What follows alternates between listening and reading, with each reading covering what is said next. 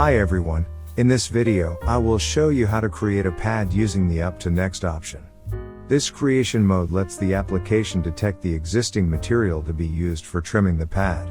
First, open the pad2.catpart document. You can download it at the link in the description. Click File and select Open, or you can press Ctrl+O.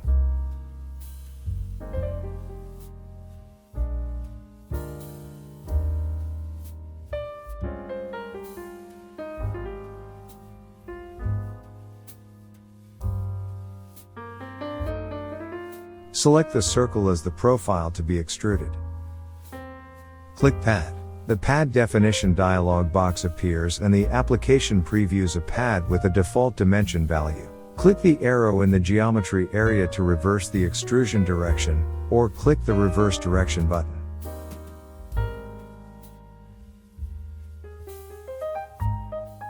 In the Type field, set the option to Up to Next. This option assumes an existing face can be used to trim the pad.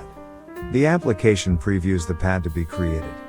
The already existing body trims the extrusion. Optionally, click Preview to see the result. Click OK. The pad is created.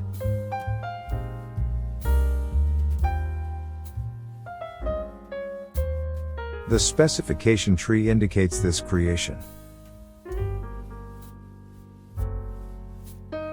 By default, the application extrudes normal to the plane used to create the profile. Don't forget to subscribe and like. See you in the next video.